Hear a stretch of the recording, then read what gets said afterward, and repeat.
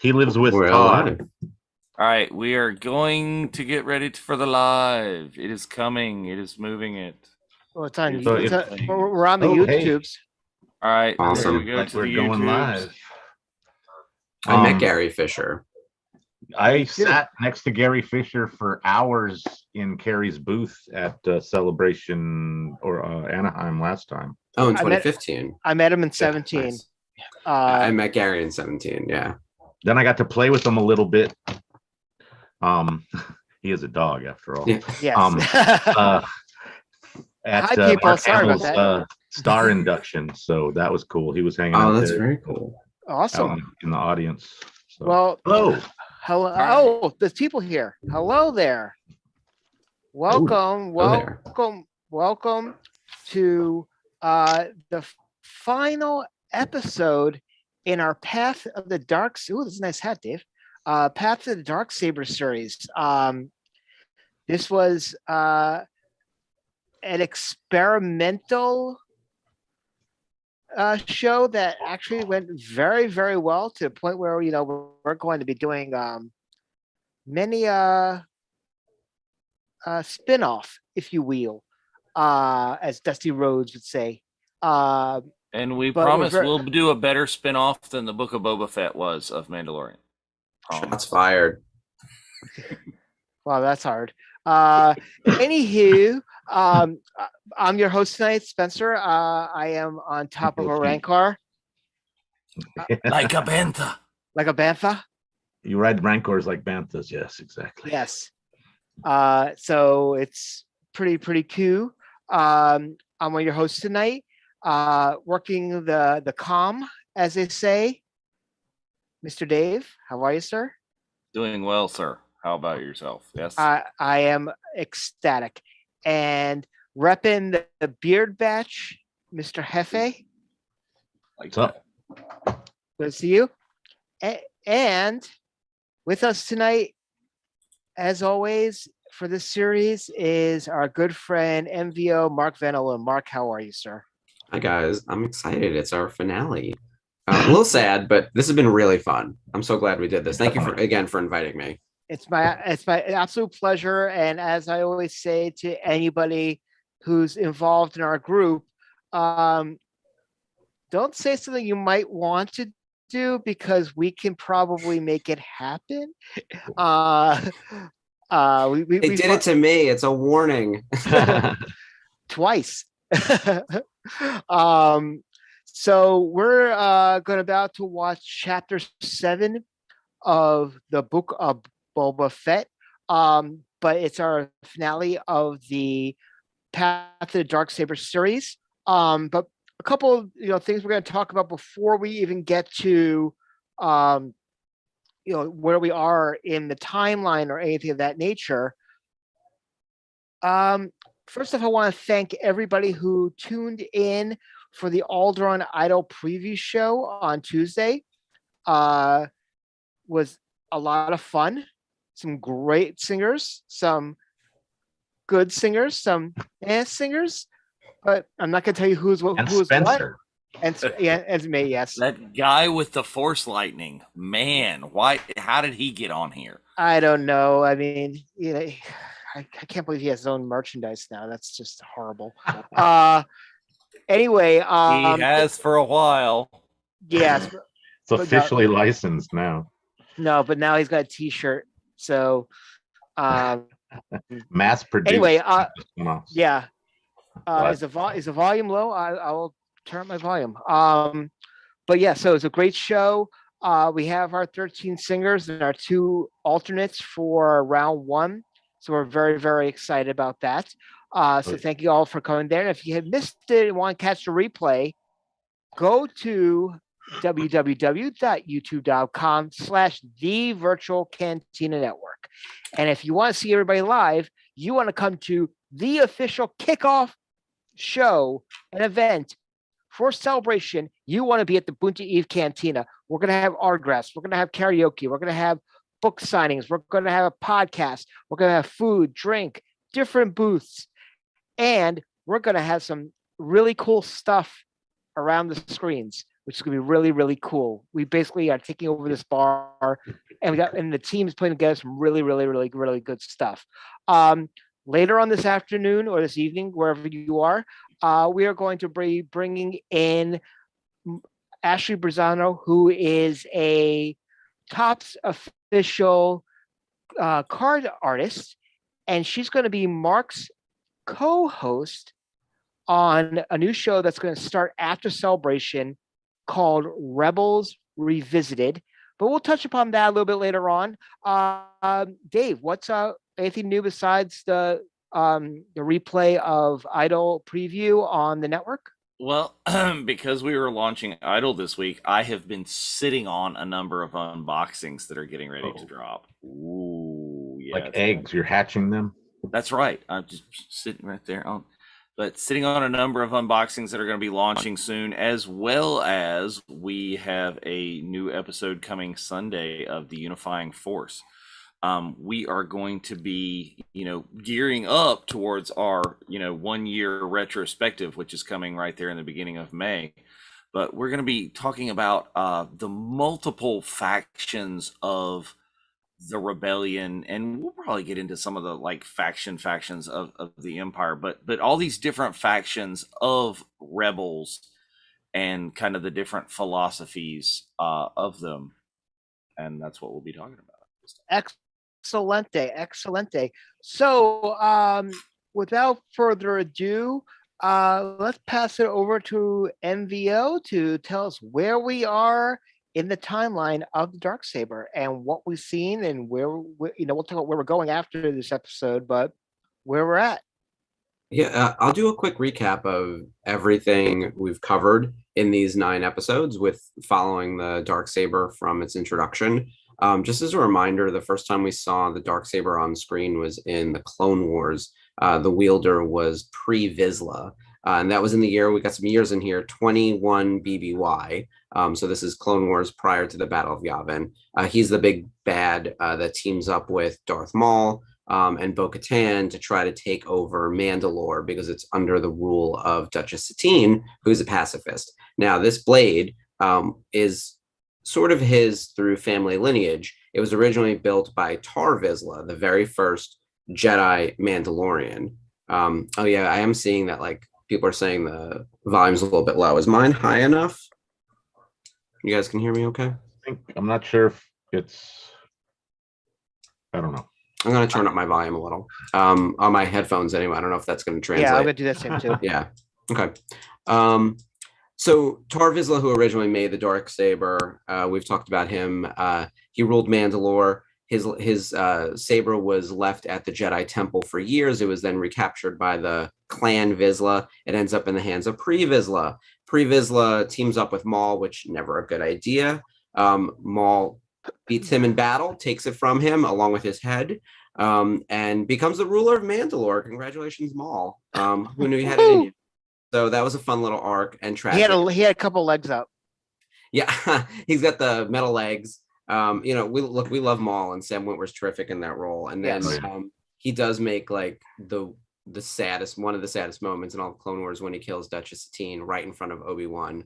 And that was horrible. And then he is very quickly handed his ass by Palpatine, who takes out him and kills Savage Opress. And then the saber sort of gets lost for a while. It ends up back on Dathomir, though, in Maul's lair. And that's where our Rebels crew picks it up. So Sabine, Ezra, Kanan, they all go to Dathomir. They get the Darksaber. Kanan helps train Sabine with the Darksaber. She then basically uses it to reunite the Mandalorian. She goes back to her homeworld to see her mom, Ursa Wren, and rally the other Mandalorians against the Empire. She's the one who gives it to Bo-Katan.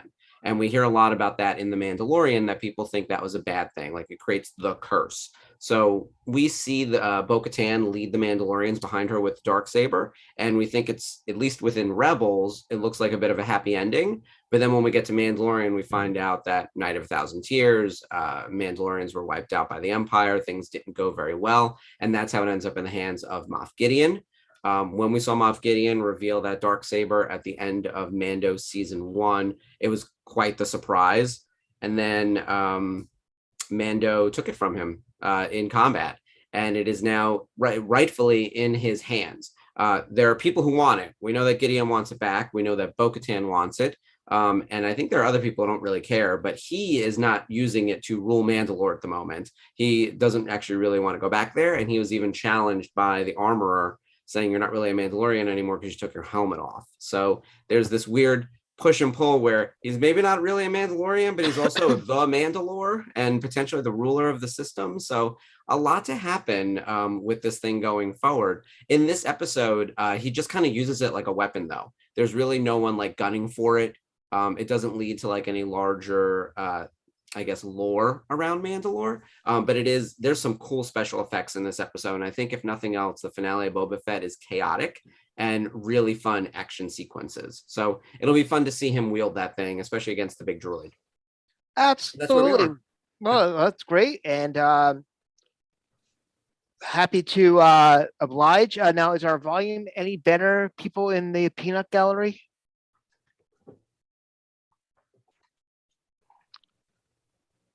There are a lot of people are saying they can only hear David well, but I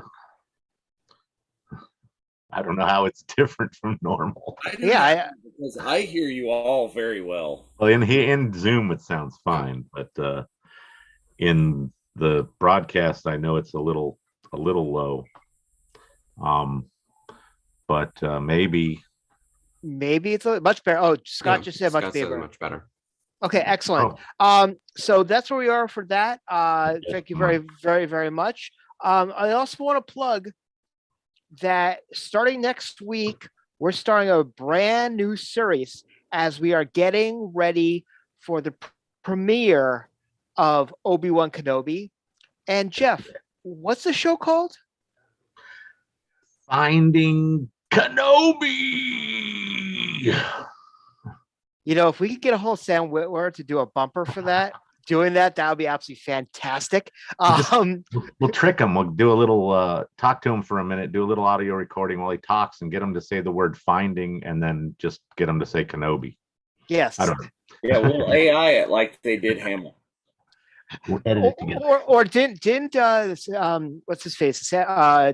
James Earl Jones say that the reason why his no was so horrific was he didn't want to do it, and George Lucas showed up at his house and said, "Please be Vader one more time," and he went, "No," and it turned out that he actually had a voice recorder. He was recording at the time.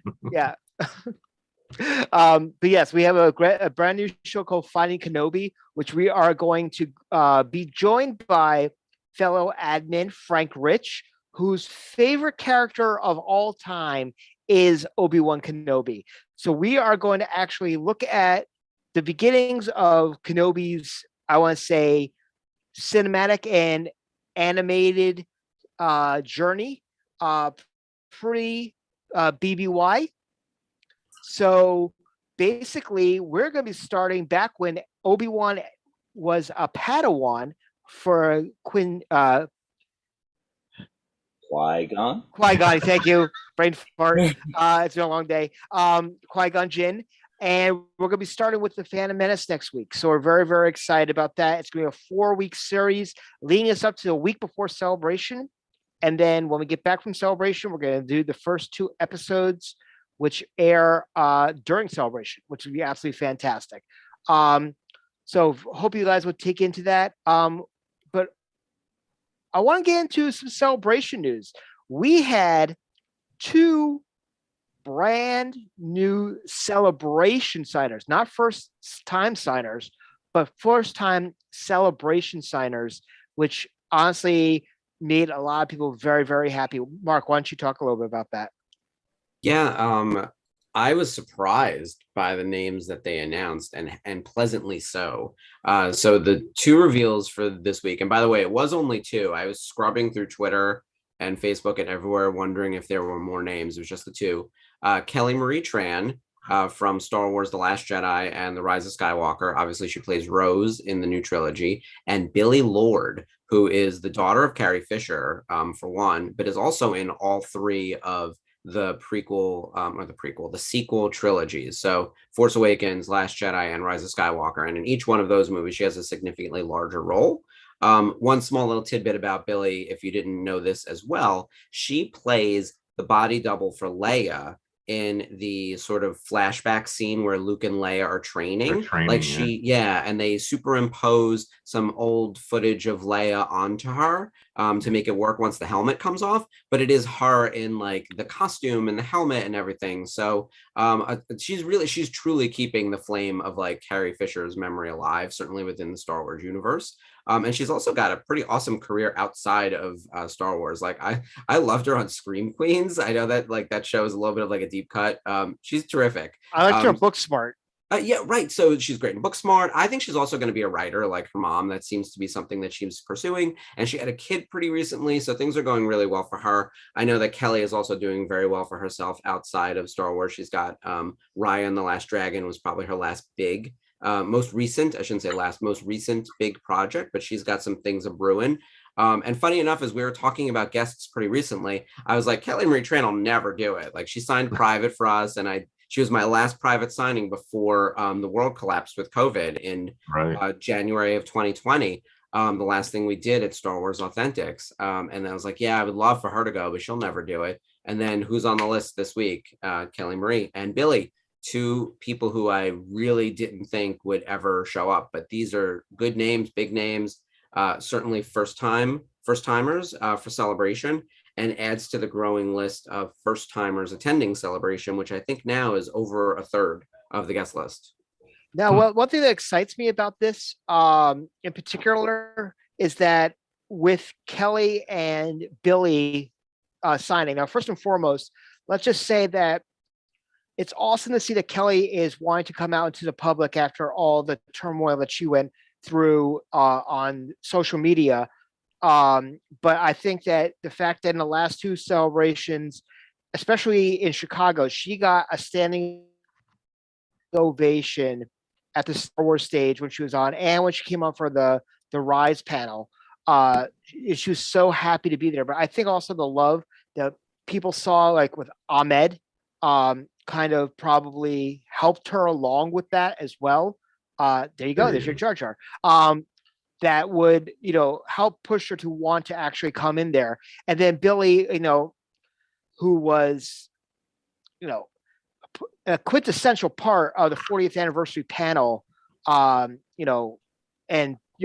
doing her mother's full speech from A New Hope, and talking about her mom, and the pictures with like Harrison and Mark with her in the backstage with George. It was just like, wow, Carrie's there. It was absolutely fantastic. But seeing them both there is great. But this also came to mind is that they're both on Sunday, and they're very, very well priced. I mean, I think it's $70 for each of them. It's a very good price for the both of them, surprisingly. Mm-hmm. But they're both sequel actresses. So part of me is thinking as, a conspiracy person or someone who's a planner, is maybe they're planning some sort of sequel now that they're able to do it, is to do some sort of sequel reunion of sorts before the close of Celebration on Sunday, which would be absolutely fantastic if they're able to do that. But yeah, I'm excited now. Dave, what was your thoughts? Did either one of those appeal to you, or did you just find it intriguing as your first Celebration? Well, my first list was going down and searching the internet to see if I was going to get to meet Gary too. It's just like, is Billy Lord going to bring Gary Fisher? And it's like, Gary has sadly retired to Florida with Carrie's former assistant. So I was like, dang. Oh. But but no, I think that'll be great. I really will be happy for Kelly Marie to get like some Celebration love after the stupidity.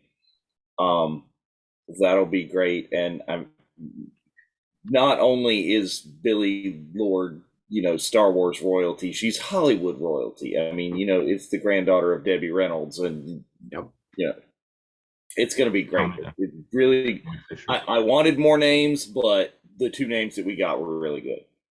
Yeah, and as I was saying earlier, this is, unfortunately, I'm not going to be at the actual con, and a lot of these actors and actresses I met at Chicago, or hobnobbed around with at Orlando.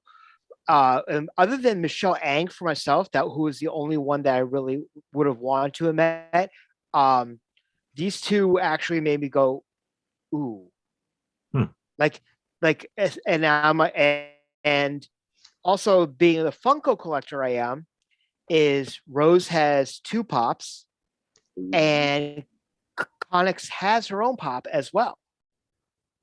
So Bill has her own pop. And then on top of that, if you go look at the Funko for Raya and the Last Dragon, you can grab some other stuff for Billy Lord, for Kelly Marie Tran. So there are Star Wars figures out there of their characters. I think there's a Black Series of Rose Tico as well, for those who are Black Series collectors. So some really good stuff. I mean, I cannot be happier that for everybody to get some first-time signers, a couple of signers that are not on the circuit. I mean, you could see Carrie Jones at a number of cons this year as Chrysanthemum, which I was like, okay, I would love to meet him, but he's gonna be at Rhode Island. So I'm like, okay, I got him there. As someone who is, traveled the circuit, been involved in creating some of the circuit and going from there, what's your feeling, Mark, on the fact that a lot of the people that are going to be in Autograph Hall are currently available? Yeah, someone had said something to me like, it used to be special or some kind of it was a very snide remark, and I didn't really appreciate it. It was actually about this year, and I was like, I understand what you're saying, but I think it's a good thing that actors feel more confident to be in the convention circuit more than ever. And let's eliminate COVID for a moment, because if you look at the way the convention scene exploded from the years 2010 to 2020, and I've actually talked with Frank quite a lot about this, it also explains why the autograph prices have gone up. The convention circuit used to be for comic books, for artists like Ashley and Joe and everyone else who's watching along, and for people who used to be famous in media. Right. It's like, I was famous for a thing and now I'm not anymore. And I don't really work in media. So I do the con circuit. That's what the perception was, because it was also a little bit true. And then it started becoming people who are actively in projects or in conventions. And then other types of conventions started popping up. And we have to give Wizard World a lot of credit for this. I realize they're not around anymore, and things didn't go well in the end. But what they did was build out a basically 52-week-a-year convention circuit. Like, there was a Wizard World basically monthly, and then there were 20 of them. So they probably overexpanded, but Wizard World was copied by Fanboy, and now Fanboy owns them. And then eventually Ace came along and started offering the Chris Evanses and Chris Hemsworths, right? Like the super A-list people, because as the mid-tier people, the working actors, the people in projects started working on the circuit, A-listers felt it was comfortable too, because some of them have the same agents or are part of the same general agency. So I think the explosion in the circuit thing is excellent. I love the fact that like Carl Weathers and Katie Sackhoff and Carrie Jones are at Rhode Island Comic-Con and all these other places, and that you don't have to go to this one thing and miss out on it. Like, I think it's a bad thing when they're only in one specific place. And maybe people are saying, oh, my autographs might be worth less. I'd rather have more fans get exposed and let the geekdom flourish. That's why we have 30-something Marvel movies and all these TV shows coming, because we've built this brick by brick for the last 20 years. And by the way, I want to give a shout out to The Walking Dead. I said this on Frank's show as well a month ago or whatever it was. The Walking Dead had a lot to do with geekdom in television and actors doing convention circuits and growing that space. Like, that growth, you can plot it with like the explosion of that show. It's no longer as relevant as it once was, but The Walking Dead had a lot to do with like, and Marvel coming up at the same time, the geekdom infiltrating the general audience and actors feeling comfortable going out on the circuit. So I love it. Because The Walking Dead started as like an independent label comic. Yeah. It wasn't even like a major studio. Yeah, was he self-published? I don't remember. Yep. And then when the TV show came on, it was, I will say that The Walking Dead season 1 is still some of the best television you'll ever watch. I actually really like season 2, and I understand why other people don't, but like that season alone, you could just watch it and like treat the explosion at the end as like the series finale, and you're good to go. I think it's excellent television. And at that same time, it made people like Andrew Lincoln a household name. He had done rom-coms and other TV, but like he is now Rick Grimes forever. And we're going to know these stupid characters like Daryl and Carol and everyone else forever. It's kind of crazy. But the thing I had an issue with Andrew Lincoln is the fact that he would only do the Walker Stalker either in Atlanta when they were filming or England. Yeah. And for the longest time, I mean, obviously a staple in my house during the holiday season is Love Actually. Mm-hmm. So every time I'm thinking, come to Boston, because I was going to get that big piece of paper and write, you're perfect to me, and have him hold it. And then that was going to be a gift I was going to give my wife for Christmas. And I'm like, and he never came there. I'm like, dude, I know you as the American from Love Actually. Like, come on, man. But yeah, it's great to see all these actors that are accessible. Yeah. But also there's nothing like Celebration. And I have to say that. And I think that when I saw Emily Swallow a couple of months ago, she said, I'm doing a show in LA. I don't even know if I'm doing Celebration at all, because she's doing King Lear at the same time Celebration's starting. And when she said, I've always heard about Celebration, I have to go to Celebration. And when we did our watch along of chapter 8, back in, when we first 2 years ago, we actually broke to her that Celebration had been postponed, canceled. And she's like, I actually did not even hear about that yet. Wow, I got to talk to my agent. It was kind of a culture shock. But she said, I get to experience that. And, she's now a staple on the Comic-Con circuit herself, but her and Giancarlo, who, you could see a million different places as well, and Katie, who experienced the Celebration, the people who have not done Celebration but done other Comic-Cons, they're going to have a whole other appreciation for our fandom after experiencing their first Celebration. I mean, Jeff, you've been there since I want to call you the Mud Troopers, as you guys should be called, from Denver. I mean, is that somewhat true? Is that once you get the Celebration bug, it's kind of like you can't kick it? Well, I literally said to my friend after we experienced the first Celebration, was that if there was any more, we were there.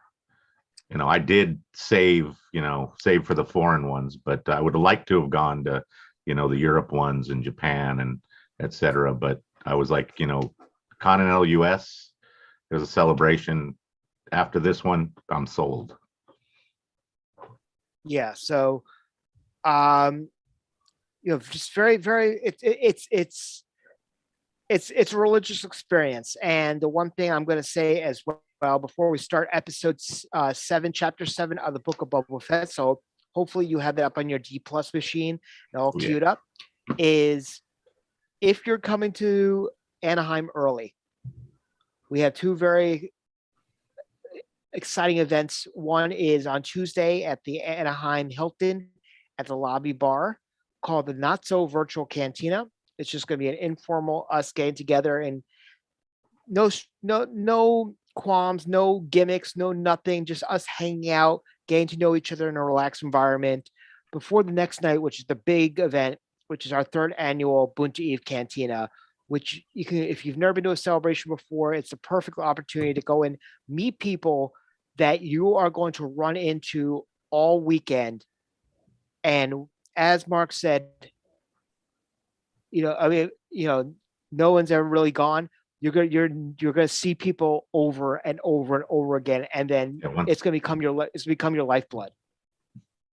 It really has. And we gotta thank you for being part of our group and being part of the fact that we are 1,000 subscribers and climbing on the YouTube right now. So Dave and Jeff will be going live from the floor, not only on Facebook, but on YouTube as well, and going to actually interviewing Mark at one particular time over at his table. But we'll talk about that a little bit later after the episode. But is everybody cool with starting up this episode? Good to go.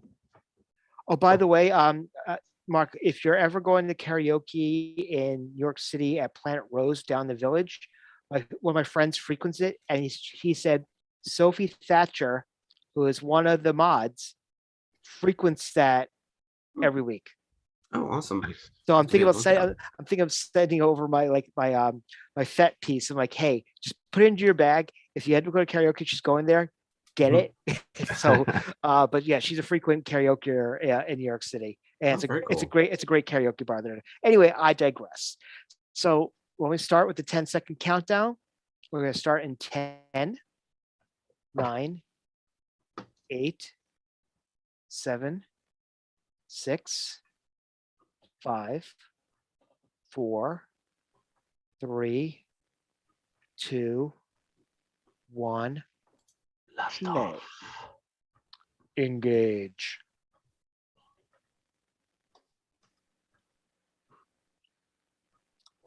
And can we say again that I am so happy that we got more of the pikes?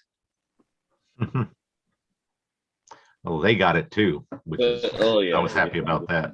Yeah. I like Phil Lamar, but you know, he's doing two cons. He was announced again for Fan Expo Boston today, and he's also doing Terrificon at Mohegan, which is kind of interesting because usually they talk Fan Expo Boston and Rhode Island Comic Con all talk, so they don't have the same actors. Phil Lamar is doing two of the shows. Last year, Michael Rooker did both shows.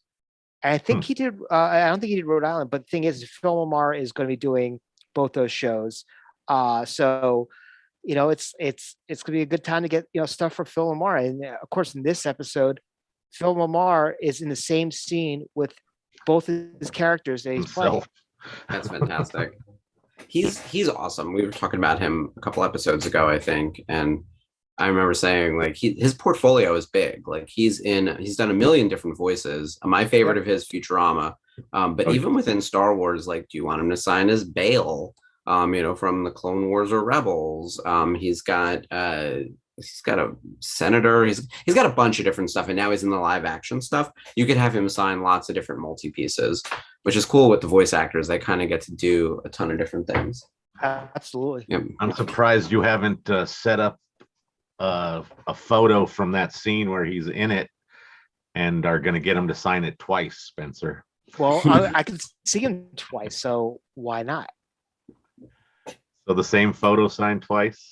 No, I got singular pictures of. That's what I mean. You can get the shot with him in it. I get the shot with both of them, yes. And then have but also Ming Na's going to be in Boston, so I can have Ming Na shank both of them and have her countersign with him signing twice. But that's a spoiler alert. You can make her draw like little knives. Yeah. One up on Mr. Notman and his golden helmet. That's right. Although that's still pretty cool. We're still missing, as we were talking about Celebration and Ming Na Wen. She's not been announced yet. Tamora Morrison, There's a core group that yeah.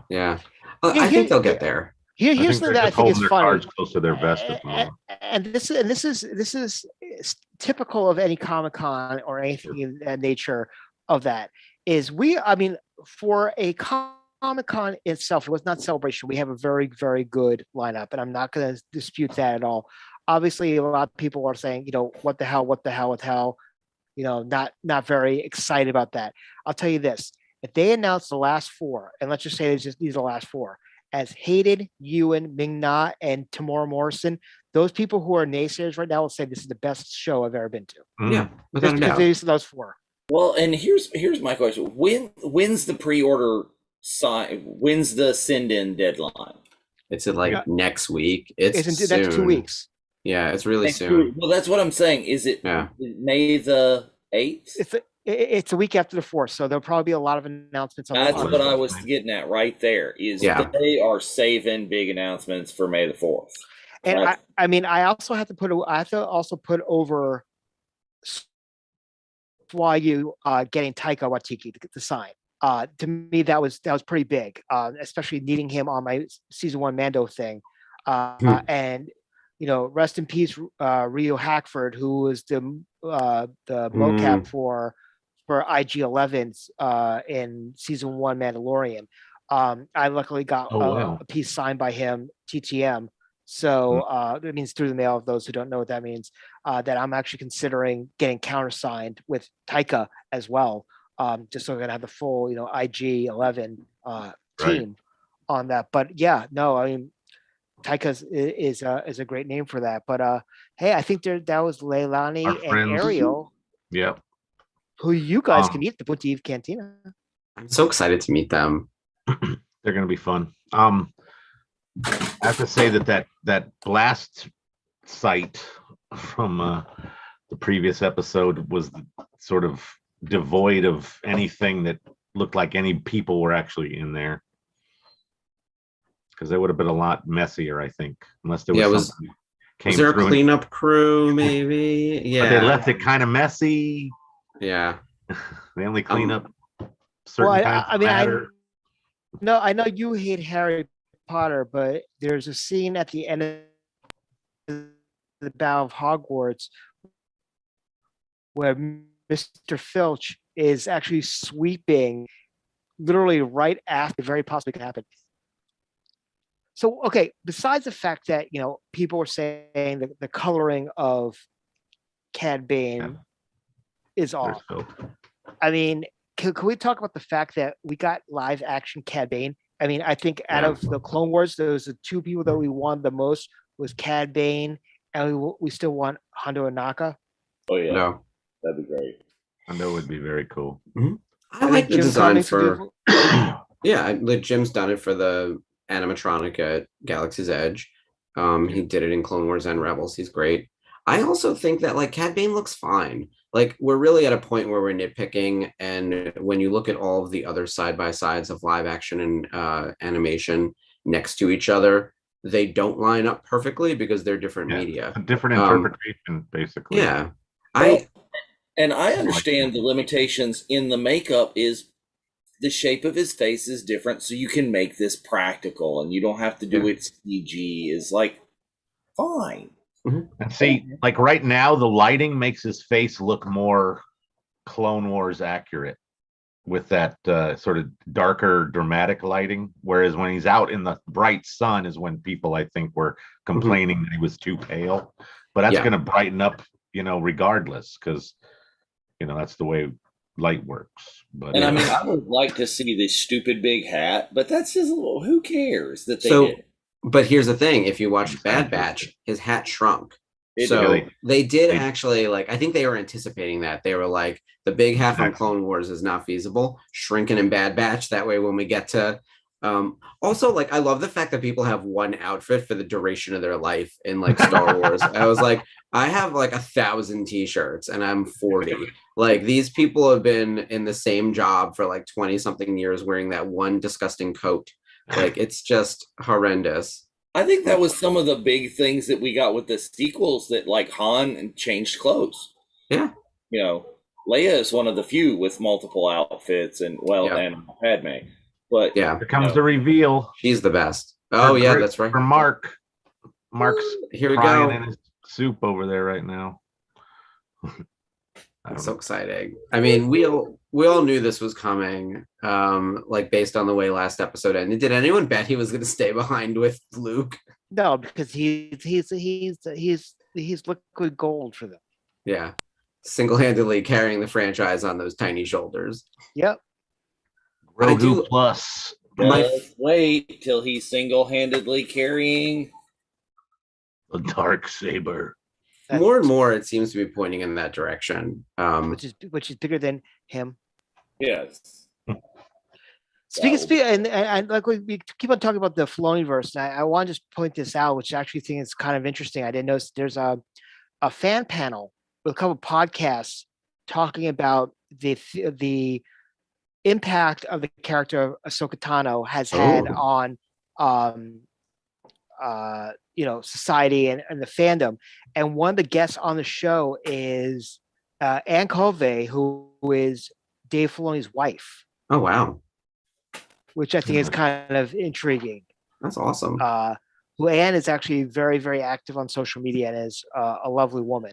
But when I saw that she was actually a guest on a panel, I was like, okay, no one probably knows more about the intricacies of Ahsoka Tano than Filoni's wife. So yeah, I would think she has a particular insight into that character. Yeah. We actually just in the last scene, the best joke in all of Star Wars, in all of Star Wars history, when Amy Sedaris says to Grogu, "Oh, that's a terrible name. I'm not calling you that." Like specifically because the fandom went nuts when his name was revealed as Grogu, as opposed to calling him Baby Yoda. I just about fell off my couch when that happened, and I love that Amy Sedaris gets to be the one to deliver that line. It's just so tremendous. I've watched that on Twitter, like that week, so of this episode with all the bonkers stuff that happens, that was kind of all over Twitter too. Like it's amazing how like Amy Sedaris has infiltrated the fandom in such a way. I don't think she knew like that this was going to happen. No, I don't think she did it at all. And she's such a great character actress because she looks nothing like her. But the thing is that she's become a cult favorite within Star Wars. Same thing with Bill Burr, who actually did a surprise show in Boston last night. One of my friends from college, who is a local comedian, actually got to open for him last night. So I was like, I have so many things that need to. He's like, I couldn't tell you.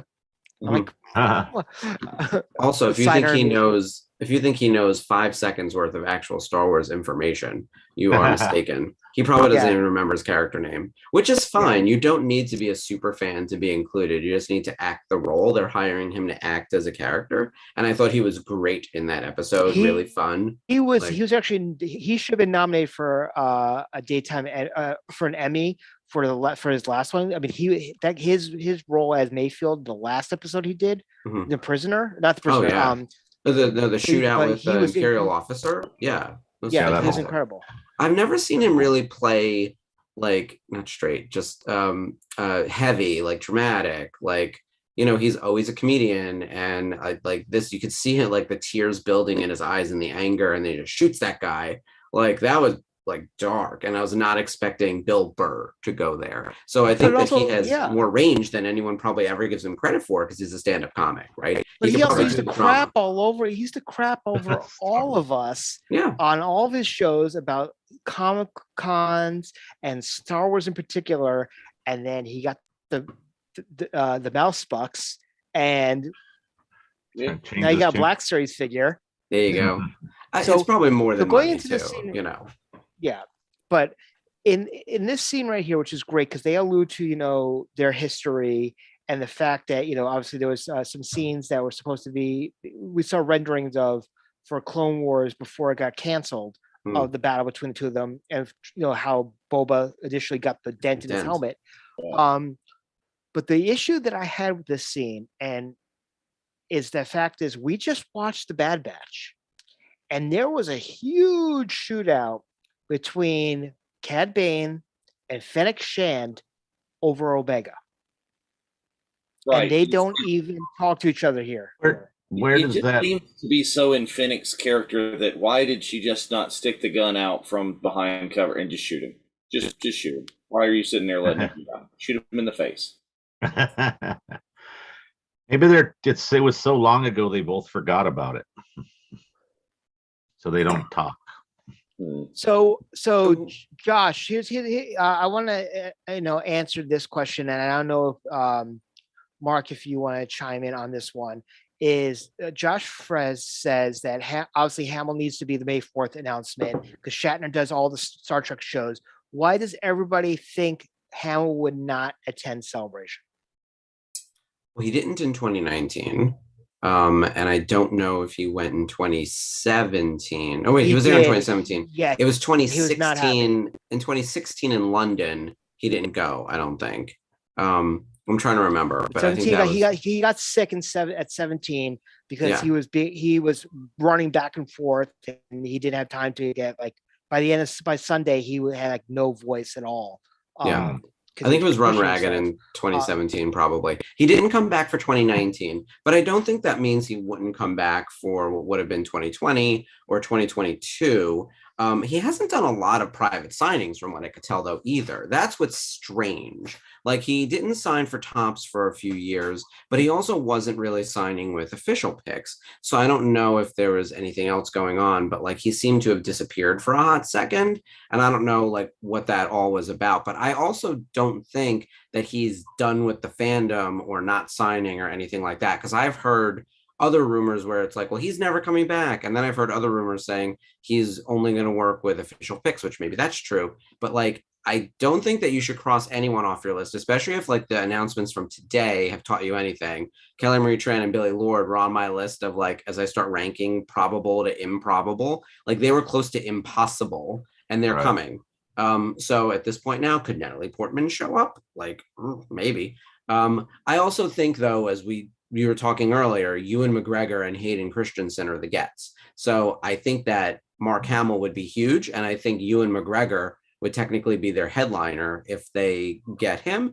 But either one would be excellent reveals. And it doesn't matter if it happens today or if it happens on May 22nd, like as long as they're at the show, like that's really what matters. Right. Well, ideally we get it before May 22nd. Yes. Yeah. No, I know. And then, you know, but like, honestly, if they announced Mark week of day of, like his tickets would still sell out for whoever is there. You just wouldn't have been able to do a send in or something. Yeah. And Hamill and Shatner are not a fair comparison. Is Shatner number one, he, you know, might need some money for some things that he's wanting to do at this point, is he's hitting the con circuit and, you know, giving a cash grab. And Shatner has always been a lot about Shatner and going to cons and just having everybody. We've had this conversation many a time about Shatner, is that, you know, okay, Star Trek has been around, you know, at least a good 10 years before Star Wars, if not a little bit longer. Shatner is a regular on the circuit and he's at $100. He could easily command Hamill dollars and still sell it. But he sells out more at 100. Mm-hmm. I think he wants to remain accessible. I think also there's something about all of the OG Star Trek people, they've all kept their prices like really reasonable. And even though a lot of them are like truly elderly, they've been going to conventions for a while, even with assistance needed to meet the fans. And I don't think it's because they need the money. Like George Takei is wealthy. Nichelle Nichols has money. Like all of them don't need the money, but I think they like meeting the fans. And they want to keep the brand alive because it meant so much to them and it means so much to so many people. Look, I'm a Star Trek licensee. Like we have the costumes, the retail Halloween costumes, and it's a strong seller even on the classic costumes to this day. Like and honestly, in our portfolio, the top sellers are those OG costumes, like the gold, the red, the blue, and the Uhura red dress. Like those four costumes do more business than all of the other iterations combined. It's crazy. So it will outlive all of them and all of us, like the OG Star Trek. So yeah, but yeah, Shatner is like the face of Star Trek, right? More so than I think Mark Hamill is the face of Star Wars, actually. The way it splits, because Star Wars has so many different, like almost equally successful iterations. Like definitely. Yeah. Meanwhile, this whole chaos happening on screen. I know we're like barely talking about the episode this week, but maybe it's not the best episode out of all the ones we've watched. I like the fact that everyone like betrayed Boba Fett, and it was so obvious that this is exactly what was going to happen. And we were all watching, being like, this neutrality thing isn't going to work, and then kablooey, everyone's dead. Well, and it was not the best of plans. Is let's like watch and take over a city with like 6 people, and let's split them all up. Yeah. Right. They basically set themselves up. Yeah. For failure. I will say there was a meme that came out after the episode, and it was like Boba Fett and his crew at 100% strength, and it had like all the photos of the people, and then it was like Boba Fett's crew at 99% strength, and it was just Fennec Shand. Yeah, exactly. So it was like right after the What If episode where Doctor Strange like powered up everyone, and it was like that same thing where like truly he had all the power and everyone else was just like a puppet for a second. Like it really felt that way, that like Fennec Shand was like keeping things afloat. Like without her, we're all in a lot of trouble. This whole skirmish would have ended way quicker had she stayed here and not left to go do her thing, elsewhere. Yeah. But they had to have her leave, basically. Yeah. We need to clone her. That's the next plan. If we figure out cloning more Fennec Shans. Oh, yeah. Also, small side note in this episode, the mayor, who we've talked about, or not the mayor, the mayor's right-hand man, his little snarky personal assistant, is a comedian who knows Amy Sedaris in real life, and I'm blanking on his name of them, David something, right? Yeah. Pasquale. Yes. So they've worked together, and he's in her show At Home with Amy Sedaris, which I highly recommend. It's really, really fun. They have the best like memeable moments in this episode of them just like screaming and running throughout like the chase scenes and everything. Her whole interaction with him is just it's so good. And I don't know if they had planned this in any way, shape, or form, but it just worked in a way that was really surprising in an episode that is otherwise like really all over the place. I'm thinking a lot of what she did kind of was probably off script for a bit, and they just decided she probably improv'd quite a bit as this. And another thing I want to say about this, which is kind of interesting, is 2 episodes before, he's saying, he was told by his mentor, the armorer, you're a Mandalorian no more. And this whole conversation, he's like, it's not the creed. Like he's like, he's still all about it. This is the way. He's still nope. I'm going to die for honor. Let's go. Yeah, it's got to be a weird internal deep conflict, like realizing that your cult is a cult.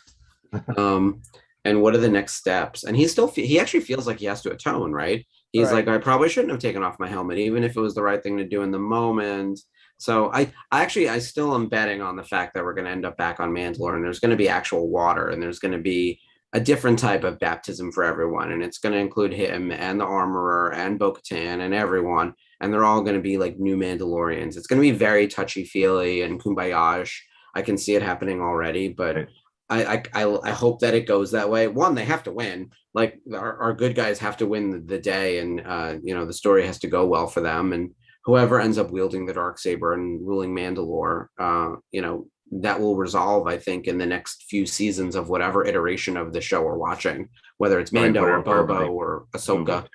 Yeah, Rangers. I don't know. There's going to be something, but that you were mentioning it the other week, Spencer, how it's supposed to end in some big finale. Maybe it's a D+ movie where like all of this comes together. Yeah. Or it doesn't have to be D+, because like we talked about last week, there's nothing like going to Star Wars on an opening weekend in a movie theater. As soon as you see the crawl and the whole place going absolutely nuts. Mm-hmm. I miss that. I mean, don't get me wrong. I'm loving what we're seeing. I'm loving sitting on my couch, but there's nothing like being in a crowd during an opening weekend of Star Wars. And that's kind of become the norm with the in-theater release, and then ultimately they're just going to put it on D+. Right. So they can double up in terms of how they benefit off of it, with everybody who wants to go see it in the theater, and then everybody who waits, and everybody else who wants to see it again at home. So they have, a lot of play. I love this prop. It's amazing. I need to find one of those too now. And Chris Bartlett, when we had him on for this episode, remember he actually brought one. I found one on eBay. He went online immediately that when the episode aired and looked for the for what is it? What is it? It's a bowling game from the 70s. Game from yeah. Yeah. So it's like what he's looking at would be like the lane, and you would see like a set of pins like dots at the top, and then your ball like go up it, but it's all just like LCD or some sort of light thing or something. I'm not sure exactly what the screen actually looks like. How the hell did they find that and make that their like tablet? Go back to the original lightsaber prop that was inspired by the flash unit or whatever. Right. So there was a great meme of this the sketch. Major Domo, doing his speech, and at the end it was Gene Wilder's face melded onto it as like it was Wonka's like. And you get nothing. Good day, sir. And I'm like, I love that whole thing where he realizes instead of reading it like before he goes out or as he's walking out, he waits till he's right in front of him. But this is fun. I love these guys flying around. Oh yeah, I agree with you, Josh, in the fact that crawl should be a requirement for movies, but I think it should be a requirement. This is just my own opinion of the saga movies, because quite honestly, with Solo and with Rogue One, just jumping right in without that was fine in my thing, because it felt like it was a separate entity as opposed to a core saga Skywalker story. That's just my thought. Well, I'll agree and disagree because Solo that worked for me, but Rogue One really became like episode 3.9, so it would have not hurt me if it had the, you know what I'm saying? Yeah. Yep. Mark, you're about to say something? I have strong thoughts on the crawl.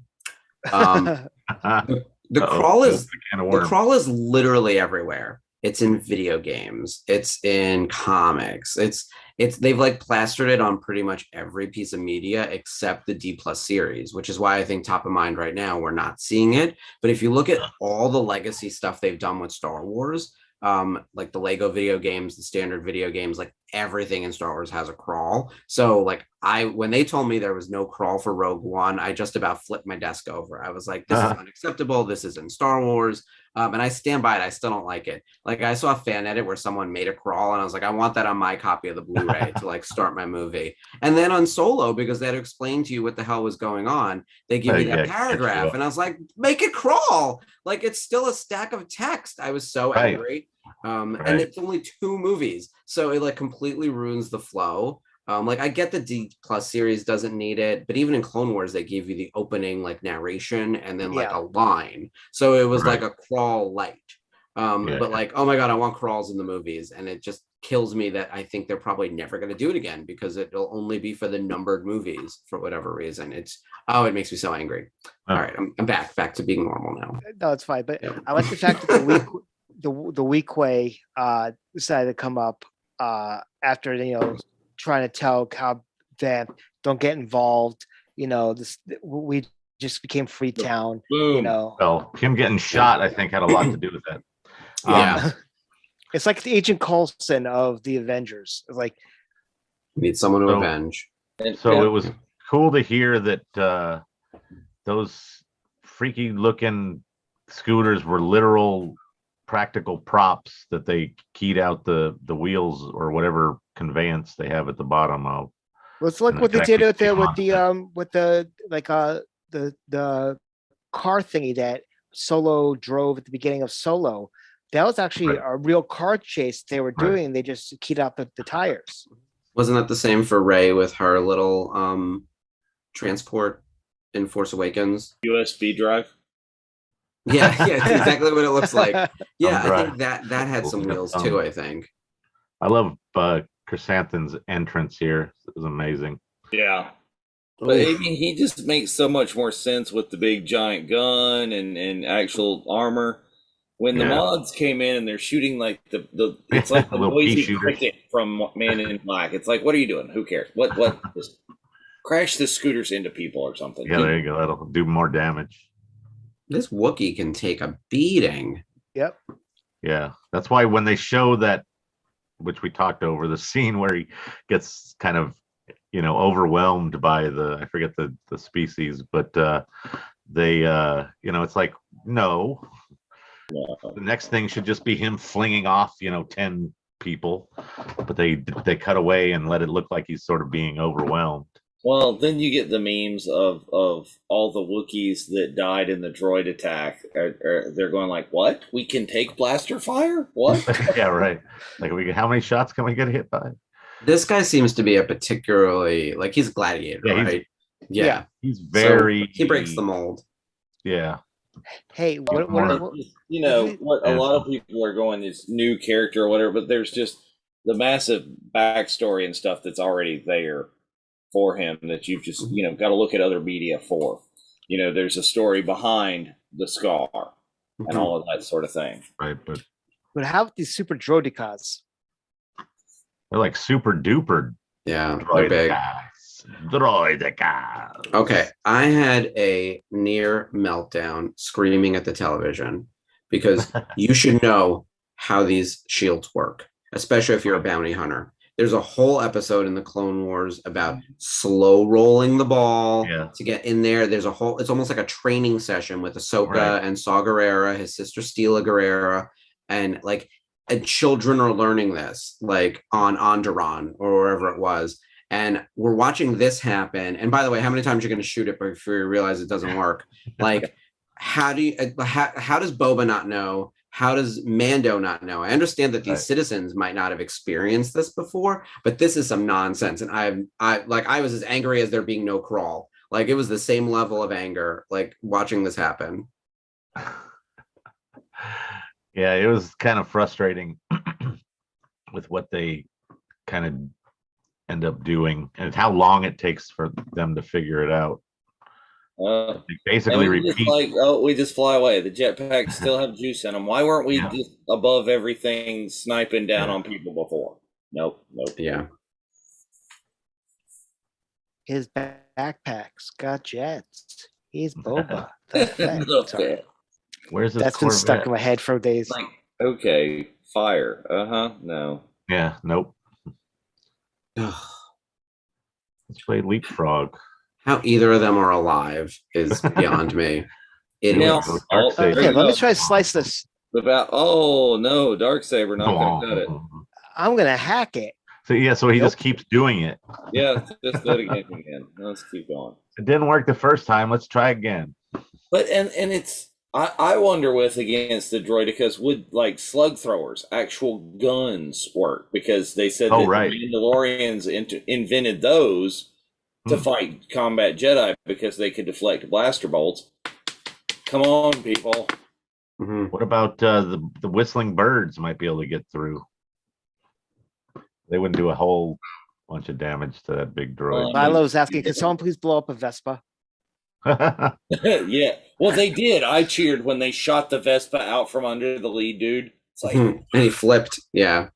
I know a lot of people either didn't like the mods or didn't like the design of the bikes. I don't care. There's weird stuff in Star Wars all the time. Like, I get where they're going, where they're like, okay, this particular weirdo group, because remember, we're in the Outer Rim. So I think of it as the East Village. Yeah. Like, well, that I think is my problem with it, is if they had shown those on Coruscant, I don't think I would have had as much of a problem with they seem out of place. Oh, you're okay. See, I specifically thought that because it's the Outer Rim, that's where you're going to find this like weird, like counterculture kind of thing happening. But you're right that maybe in the capital, in the city, out there. Yeah, it seems like it's more of a flashy thing for a more of an urban type. Yes, I get what you're saying. Yeah, and then you got like Chrysanthemum is like almost like powers his way through the. Yeah. Yes, Sherry. The colors it's like it. Oh, here it is. The spin move. Everyone went nuts over that. Oh yeah, that was all over like social media. And the big meme was spinning's a good trick. Yes. Exactly. That was a move that the image that I chose for our background tonight. Yeah. Mando does the same thing earlier in the plot. Yeah. Here comes Kilimoto with a rickshaw. Yep. And some stowaway. He was there, just running, screaming. He doesn't know that Baby Yoda's there. Not yet. Yeah. And the funny thing is that, what made me laugh the last time we watched this episode was, Luke spent a good amount of time teaching Grogu how to actually jump or move something. And he leaps like it's no one's business. Like the kid's on speed as soon as he sees Mando. Like he's like, okay, cool. Like it's like, flies but you also notice this as well, is that as soon as you're gonna watch this in a second, as soon as he sees Grogu, he wields the Darksaber so much better than he ever did. It was like almost like he was allowed to give himself he had that whole, he was upset, about his kid being gone, and he couldn't, fully go against, fight against his opponent. He was fighting against a blade, and he felt at peace in some capacity. Right. I'm just football, but he does. You'll see in a second. He does wield it a lot better right after he sees the child. It's purpose, right? Like he has something to fight for.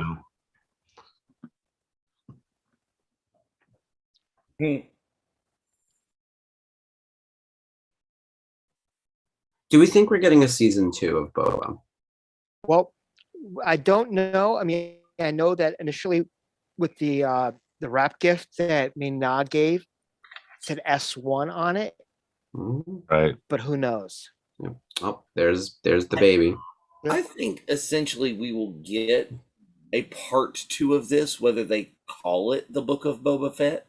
I don't know.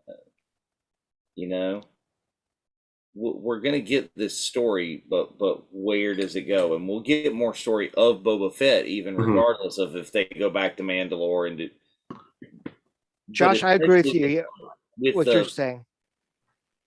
With like the mixed reaction that came under this name, it would be really easy for them to just not use that again and come up with something else. Yep. Bo-Katan. So, do I think that they're going to reveal the Jedi Temple Mando 3 who took Grogu? I think it's very, very possible we might see that in that season, or later on. I'm betting. Look at that. Either Mando season 3 or Ahsoka, because I think Ahsoka, they're going to do a lot of tying back to prequel time period, Clone Wars time period. Yep. I could see that as being like easy connective tissue. And they've got to tell us who it is. Yeah. I wonder who, if that was actually Amy Sedaris' idea to spit out the tooth. Like, did she say she's the best. I mean, I can't say enough about Strangers or Candy. And then her other show, if you're not watching it, the At Home with Amy Sedaris, makes fun of like cooking shows and home lifestyle shows like Martha Stewart. It's so stupid, so fun. Oh, good call getting back on the Rancor. This is the moment. And we, like I said, we missed out on an 80s. Thank you. Like we missed out on the 80s hair metal training sessions with Danny Trejo. Like we needed a training session with some music in the background of him being tossed off, like he's on a bowl, and actually learned. And at the end, they do the big, the big high five, kind of like what Apollo and Rocky did after they did that training session. And it would totally work to getting stronger. Mm-hmm. Yeah. Well, this goes back to what I was saying last week, that I think the biggest issue with the show is editing. Like there should have been some training of Boba with the Rancor so that when this happens, it doesn't seem jarring. And it seems a little ridiculous. Like we kind of knew we were going to get there. Like it's not a surprise. Exactly. He says he's going to do it. He telegraphs it. Like show us him working on it. They show us every other thing in the way they set up like the old stuff in the back to tank and what's going on in present day. They're showing what he's learning to then execute it in the modern day. Like how did we not do this one? So that kind of makes me crazy. Well, and some of the editing of the complaints of the episodes where Boba doesn't even show up, if you had sprinkled the Mandalorian heavy as parts of the other episodes, and sprinkled it throughout. Yeah. Look, Mando could have had 3 partial episodes instead of 2 full ones, and it would have felt like a completely different experience. I also think some of these episodes are like a weirdly long, and like there are pieces of story that could actually, like you could have had, and what did we get? 7 episodes? We could have had 8 shorter episodes and it would have felt like a completely different show. It's little things like that that I think would fix a lot of the complaints. Because I actually think there's a great story here about like someone redefining his life. Like I used to be a bounty hunter. Who am I now? Now I'm going to be in charge of lots of other people. And he's kind of doing it for the right reasons, and he's trying to build a family. It's a different type. It's a chosen family of a different type. I don't know, maybe I'm reading too much into it and it's supposed to just be fun in Star Wars, but like, I think there's a good story here and it's just hampered by some of the editing. Right. This is bonkers, though. This fight is like Godzilla nonsense.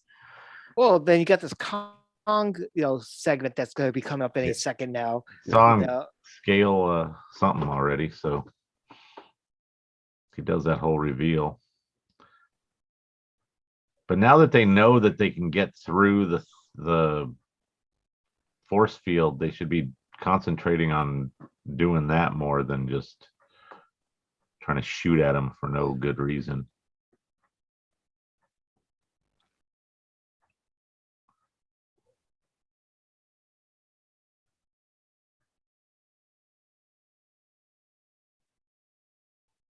Or again, like you said, it's like we've gone to the top of the place just to shoot at it some more. Yeah, just change direction on the ground. It's like, yeah, you can shoot the little people, but shoot the pikes. The droid is about to destroy you, and the entire building you're in. They do kill a good number of pikes. He just plows. That was just a big FU backhand. Oh. Yeah, I would run too. At some point, it's like, okay, this isn't going my way. Go. Yeah. Maybe it's just showing the inexperience of all of these people, but Boba and Mando, no excuse. If Fennec had been there, she'd have rolled the thermal detonator under the sucker, and it's done. Yeah, easy right away. Look, I learned that watching the Clone Wars. I feel capable of taking down this droid. It's a slow roll. It's some good bocce skills. That's all you need. Bocce ball. Yeah. Well, as Notman just said, it's Moochie. Moochie. Is it Moochie? Brother. I think that Moochie was the one who became the Rancor that Luke killed, right? No, I think that was a different Rancor. I think he had a different name. Okay. I mean, it's someone who knows that. Please chime in, because we fell in love with Moochie. Yes, we did. Rest in peace, Rich. Yeah. Oh yeah. Rich loved Moochie and Colin Mike Moochie. Uh-huh. So much so that some of us still do it. So. Yep. Oh, stay in the saddle, Boba. Stay in the saddle. Hold on. This needs to be a new ride at Galaxy's Edge. Oh damn! It won't be in the time period. We talked about this. They really created a problem by making it time period episodes 8 to 9. It's a 2-year time period, which means there's no room for anything. Only stuff we haven't seen. Yeah, and they just need to make a big door. Here you go. Here's the scene. World Between Worlds. Just go wherever you want. Oh, here we go. I'd love them to do stuff like they do on other things, and currently coming up on Space Mountain, do an overlay with a different time frame. So instead of having Kylo and First Order troopers, you have Vader and regular stormtroopers. Yeah, that's what movie studio is all about. And that's what Star Wars Weekends was all about. Aura Singh was walking around next to Imperial stormtroopers, down the block from Rebels characters. Like it was just fun. It wasn't precious. It made no sense. But that's fine. It's an amusement park. Like I don't need to be deep in the lore. It's like, just give me a good show. Well, the thing is that's what the one thing I think that Avengers Campus has over on Galaxy's Edge is that with every episode of Loki, for example, the person who played Loki came out in a different outfit the next week on there, and they have Moon Knight already. And they updated Moon Knight, but I don't know if that was how early the suited version of Moon Knight appeared, but they had regular Moon Knight and the guy Mr. Knight, Mr. Knight, yeah.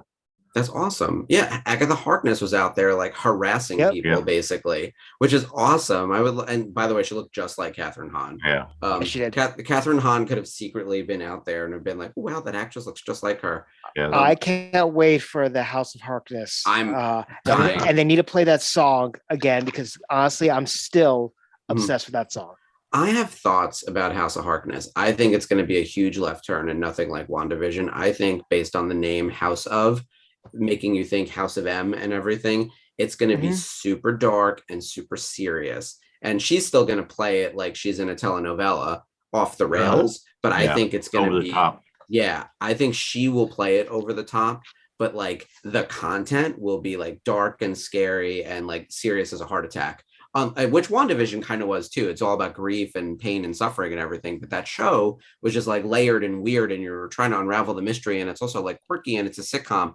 That structure is not going to exist for House of Harkness. It can't. Like, I don't think they could do that again. I think they're just going to put her into a very supernatural setting.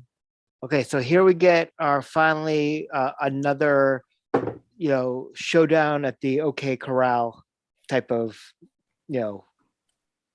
Ooh. He gets pegged immediately. I kept on thinking, Clint Eastwood.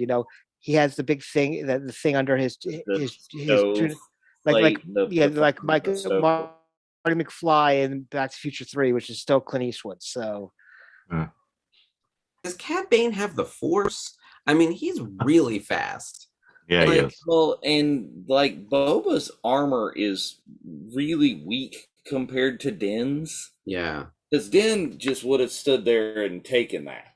Unless it hit him. Did it hit him outside of the armor? It didn't. I think it hit the green because he's got that black like suit underneath. Yeah. Right. That's where I would have thought he would have aimed for, but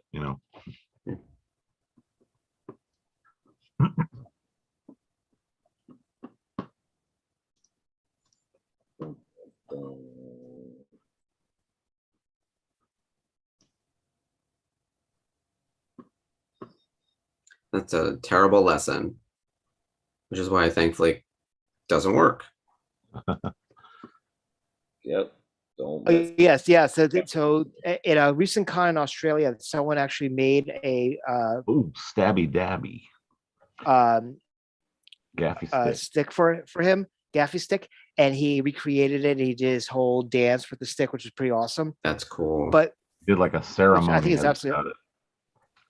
So here's the thing I'm thinking about is that when you look at Cad Bane, his pacemaker thing is still blinking, even though that he's supposedly dead.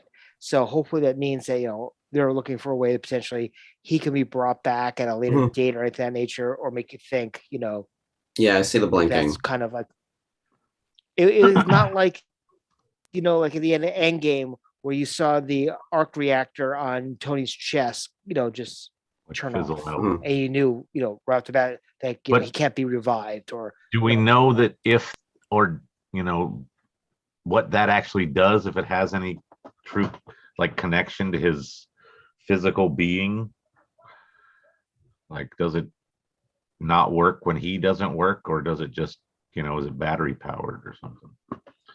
That, or some people were saying, is it like some sort of homing beacon for his something else? Yeah. It could be any of those things, right? Whether it's I remember was it Ewok's Battle for Endor? They had like little life force things on their wristband, and then like where this could be a homing beacon. It could be any number of things. I do think they left it ambiguous enough that like if we saw Cad Bane again, the only thing like his ego is bruised for sure. And it's because he had a grandstand too. It's like, just shoot him in the head. Like, you don't need to tell him anything. Just shoot him and leave. But we just saw the biggest Din transformation. Well, not the biggest, but a big. He's been carrying around the Beskar shift knob like in his gauntlet, just waiting for the moment. Right. To give it to Grogu. Look at that. How is that metal not bend under that force? Yeah. Well, it didn't bend when the Dark Trooper was punching him in the face either. So, I don't know. That's my main issue with that. And now he's pissed. Well, what I find odd about this whole scene is that Din is the one asking people to, like, telling them that he's scared, that the Rancor is scared, where it should have totally been Danny Trejo's character there. Yeah. I wonder if they could only get him for one episode.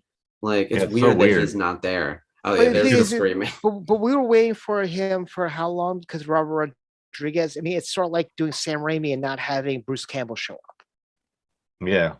Well, he was there, but he should have been there more, I think. Well, right. This goes back to the editing, I think. Yeah, well, that's true. That could all be. It just doesn't seem like it connects quite right. This is great. Yeah, Grogu's like, no, I got this.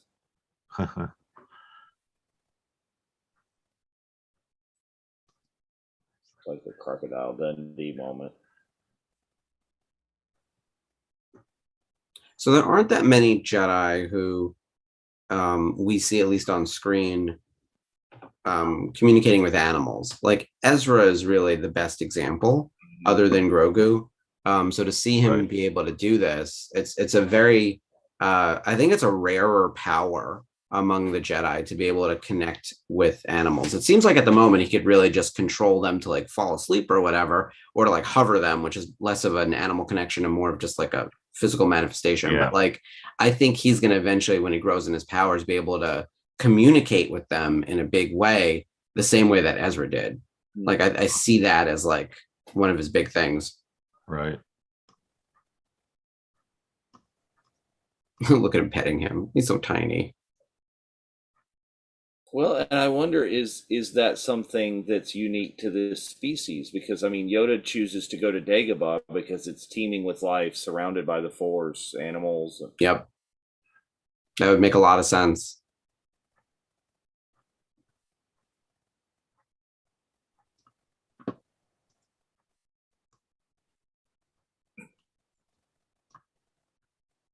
So you're the new ruler of the town. You sort of save the day, but it also reminds me again of the SpongeBob and Patrick. You know, we saved the city, and the city's like full apocalypse on fire. It's one of my favorite SpongeBob memes. Crashed. Yeah, right. Like we did it. We saved the day, and it's just a full on like Terminator 2, Judgment Day apocalypse. Horrible. Like this is not a great first week as like the ruler of this sad little town. Sort of like what's his name? Never mind. I was gonna go somewhere, but I decided against it. Oh, this is the scene where Fennec is gonna she like shanks everybody. Like to me, I'm like, brutally. This is Disney Plus. This is a Disney Plus show. Like, oh my god, the brutality in this episode. I mean, the scene in particular is absolutely insane. Shoot in the face, shoot in the face, shoot in the face. Yeah. The mayor is the one for me where, like, because we see a lot of people get shot in Star Wars. That happens all the time. Hung, and then just dangling. Yeah. Dunzo. Yeah. Because you want him hanging as an ornament, and as a warning.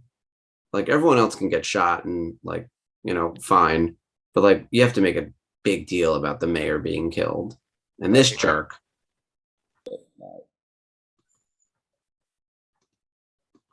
Oof.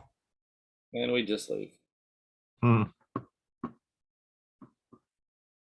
This room is clear.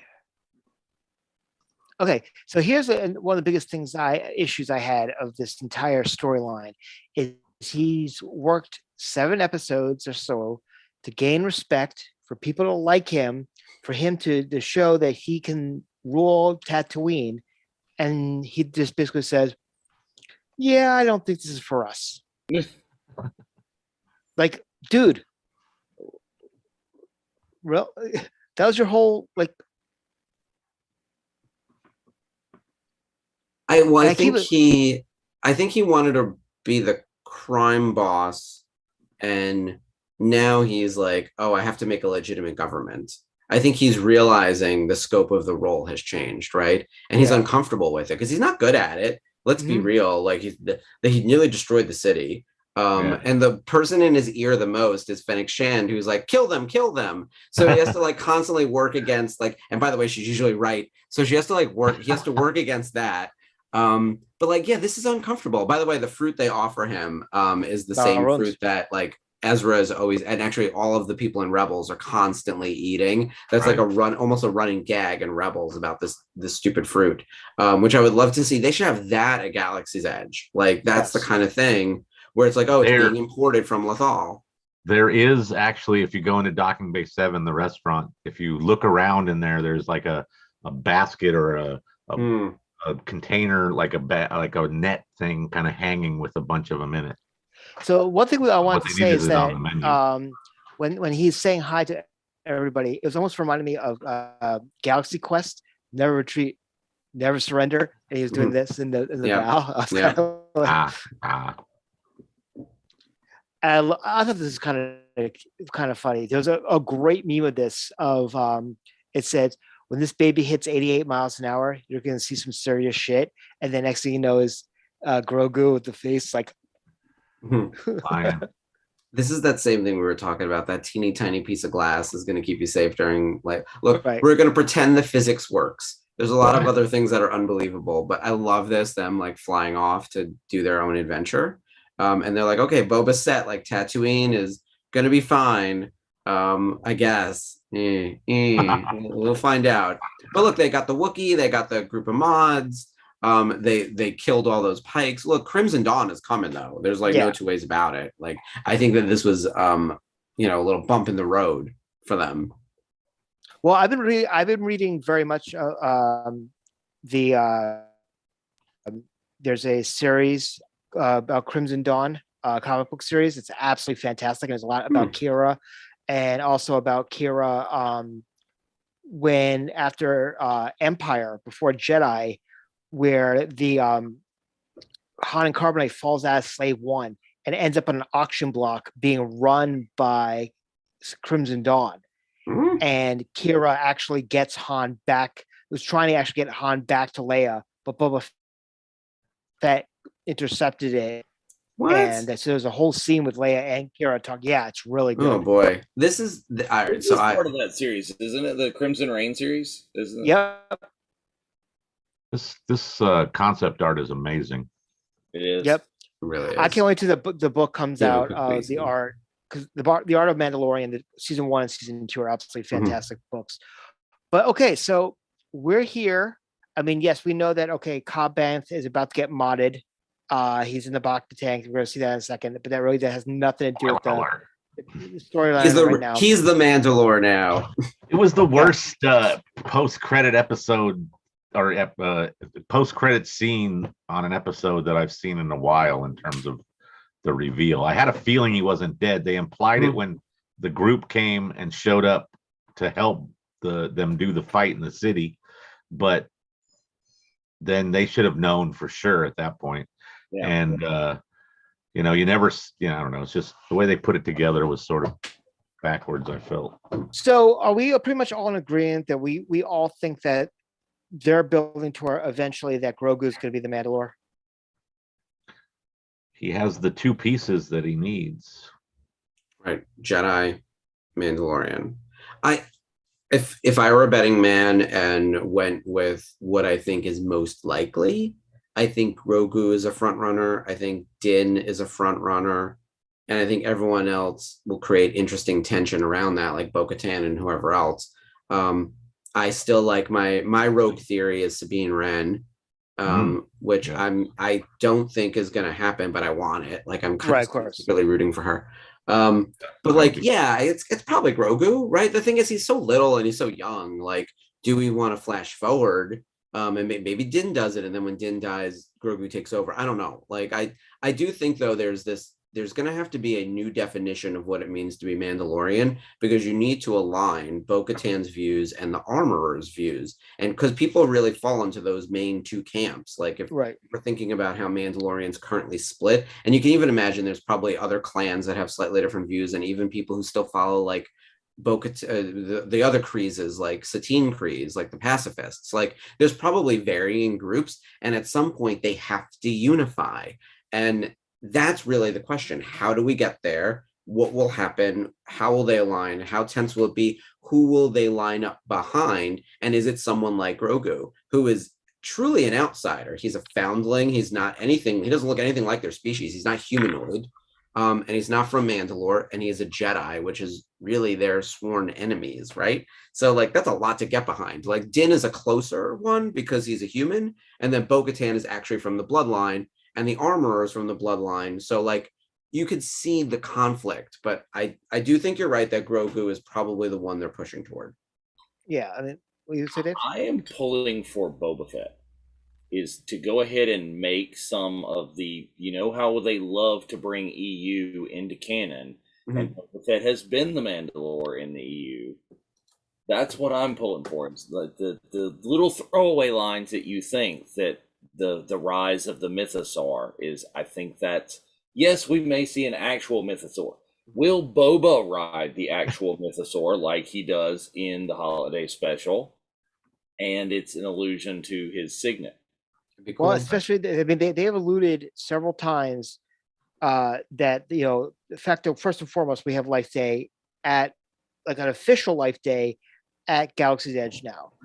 On top of it, I don't remember the character's name, but the Stir Whip.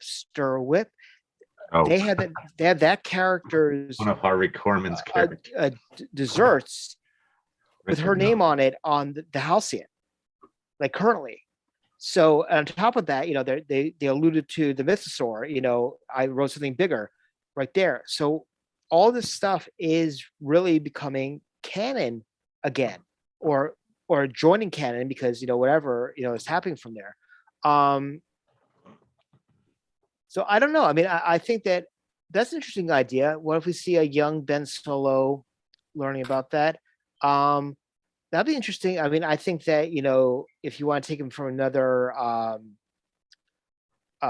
series, the guy who he was in the Ghostbusters Afterlife. He was Spengler's grandson from Finn, I think. Stranger Things. I mean, he could potentially be because everybody was saying, fan casting Millie Bobby Brown as a young Leia. But I've been hearing that one for a while. Yeah. I could totally see him as a young Ben later on. I mean, I don't know, because this is like what, 9 years, so right now, because wasn't Kylo like born like a year after the Battle of Yavin? I mean, after the Battle of Endor on Yavin. So Leia finished her thing and she got pregnant. I thought it was a few years later, but yeah. So he's still either young. Way, like I think he's the right age gap from him to Adam, that if you wanted to do a young Ben Solo show, I do think we're going to see young Ben Solo in some form at some point. I don't know where. I don't know if they're going to build a whole show around him though. No, because they're definitely building towards First Order, and Favreau said that before season 1. He's like, my purpose with this season, for this show, is to bridge the gap of 30 years. Yeah, makes sense. Well, and there's so much stuff that they can do potentially with an Ahsoka show, because again, the logo is Mortis. It's the world between worlds. They can do anything from anytime they want to. Yeah. And there's suspicion too that she's sort of immortal now. Like I remember in the Clone Wars when she died and the Mortis daughter like imbued her spirit into her and brought her back. They were saying that from that moment, like, yes, she would continue to age. There's all these theories, right? Would she continue to age like a regular person? It certainly seems that way. But like, is she 100% mortal? Maybe not. And that owl or the condor or whatever follows her kind of everywhere, being looked over by the Mortis daughter. So is there a thought that like she has perception that's higher than a regular person? And obviously she was pulled out of the world between worlds and then back in, which is how she escaped in Twilight of the Apprentice. Like there are all these things that are almost supernatural about Ahsoka. So you can imagine her going into these places where like maybe she'll use the world between worlds in live action, which I'm not rooting for, but like if it happens, I would go along with it because I trust Filoni to do it right. But like you could see her going places where a lot of other characters can't, especially if we're going to talk about like the world between like life and death, or convening with ghosts. Bring this up as well. I mean, here's a very interesting concept. Is one of the voices that Rey hears in the Battle of Exegol is Ahsoka. It's Ahsoka. Yeah. There's a question about whether all of those Jedi voices are, when it says voices of the past, are they dead? Everyone else on that list, other than Ahsoka, is confirmed dead. Yes. She would be Is Mace confirmed dead? at this point he would be very old. So I think he is. I do think when they refer to him on like the Star Wars data bank, they use the past tense, but that could just be because he was in the prequel era. Like that sometimes happens. But let's go with Mace being dead. She would be the real question mark there. But like, as we start thinking about Jedi, we want to talk to the main character in our movie. Like it would be weird to not have her. And maybe it's just coincidental that she's the only one that's alive and all the others just happen to be dead because they weren't Jedi for a long time. Like that's the only, you can get an in-universe answer for that. But she could be dead. She might not be immortal at all. She could die in the Ahsoka show. There's any number of things that could happen. So first and foremost, I want to say this is, we got a lot of comments in the group. This has been an absolute fantastic show. Having these structured conversations about certain subject matter within the saga has been absolutely incredible, especially when we have had so much, material to work with. Between animation and live action. And that's the one thing that we can always say right now is that, yes, the OT fans like us, we had to wait 16 years. People do not have to wait ever again for anything Star Wars. It'll be days and weeks, and people are being screaming about it. So long. It's long. Like, but it's come to a point where we're like, well, in the lifestyle of I want everything now in the binge, society that we're in, that that Netflix attained. It was kind of refreshing in season 1 of Mandalorian that it went to a weekly because it gave people something to talk about every week again, and you actually got excited about that. So the fact that Disney went back to the old school mentality is absolutely fantastic. But this has been absolutely really, really great. If someone could bring Ashley into the waiting room, if possible. But once again, we're going to go into a crowd favorite right now, and I'm actually going to reveal how I thought of the song to go with the Ruby's rollout. Is I was watching Encanto a lot, and there's a line in the first song, which is it says "grandkids roll out," and I kept on thinking, "Oh my God, it's Ruby's rollout!" So. That's where that came from. That's so funny. So it really came from Encanto. But let's go with the Ruby's rollout for the final episode of the Path of the Darksaber. Mark, I saw a bunch of stuff on Twitter this past week. It's been a busy week, and I think I mentioned this last week that April and May are like bananas for De Nuevo Novo. Last week we put up our Imperial officer uniforms in black. And then yesterday we announced the Imperial officer uniforms in olive gray. And best of all, I have some samples to show you. I have real life garments right here, which I'll show you in a second. Also, the other big news is that the Kylo Ren Rise of Skywalker helmet, which you love, Spencer, is now it is now in stock and shipping. So we actually got this one out a little bit earlier than expected. This one's made domestically, so it's made in Texas. So we're dealing with no shipping crisis on that one. So if you ordered in the last, since the pre-order has been up, I can tell you, I saw an Excel file today with a ton of shipments. So everyone got shipped today. So you should be getting emails to your, from our Shopify store directly to you with your shipping information if you ordered our Kylo Ren helmet. And the nice thing is it is in stock now. Also, blog number 4 is coming out very soon.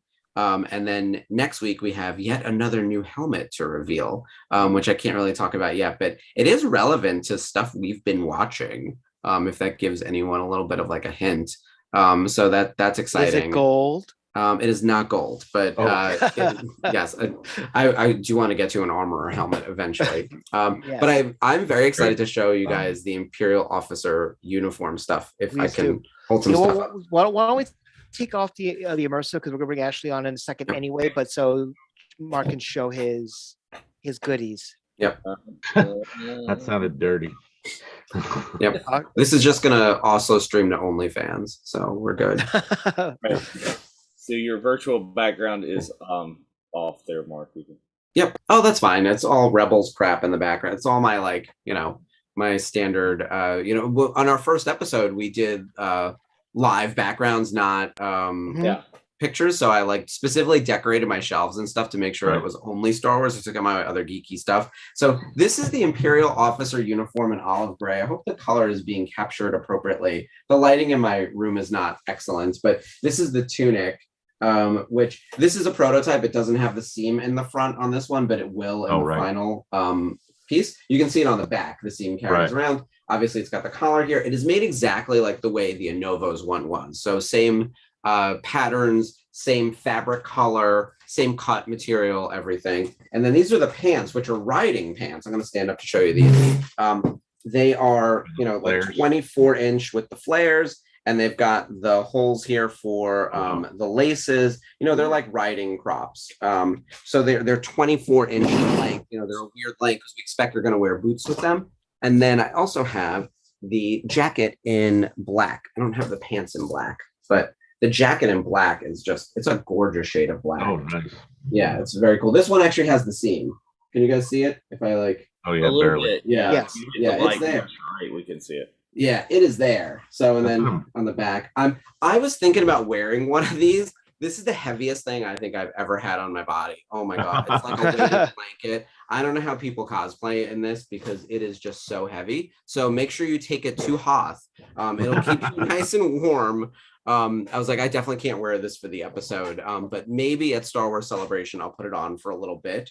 I don't have riding boots though. So maybe I'll start a GoFundMe for that. No, that's absolutely fantastic. And so we wanted to say that, it's been absolutely fantastic to have you on this particular show, Mark. You've been a long time friend of the Virtual Cantina family, and to have you actually in the circle is absolutely fantastic. So with that in mind, the Ruby's rollout will live on eventually again. But right now, Mark, why don't you take it away? Because, yeah. Well, thank you guys for having me for the past several weeks, and for making my podcast dream come true. We're now expanding. I'm a spinoff, y'all, which is very exciting. So we have a new show starting. Me and who we just let into the room, Ashley Brienzo. Hey guys. Hi. Welcome. Thank I'm gonna let you intro the show because I've been talking enough today. Yes, happy birthday. Thank you so much. And then how about you take it away and tell everyone what our new show is going to be all about? Okay, you guys. So Rebels Revisited starts on June 6th, which is after Celebration. And I am so excited to be a part of this with Mark and tell all of you how much amazing things are involved in Rebels, how it spiderwebs out into the Star Wars universe. We're going to have watch-alongs. We're going to have special guests. We're going to have interconnecting stories and movies and how it all ties in. And I am just incredibly excited to be a part of it. And I'm thankful that you guys asked me to co-host, and I can't wait. It's going to be really fun. And our first episode is why we love Star Wars Rebels. Ashley and I both are big Star Wars fans in general, but Rebels is our favorite part of the saga. And we're going to come with notes. We're going to show you, we're going to tell you why Rebels is the best part of Star Wars, just to start a fight on our first episode. And we're going to get you guys to agree with us, explain what we love about the show, and sort of broad strokes. And then also probably set up a lot of like what we're going to cover in our ongoing content, because we think there are all these interesting streams. As Ashley mentioned, the show connects to movies and other parts of the media.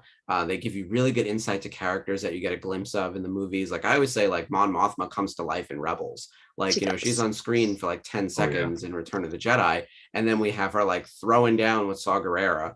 We want to talk a whole thing about like how it connects to Rogue One, which I think a lot of people in this group would say is one of the best movies period from Star Wars. So we've got like those ideas.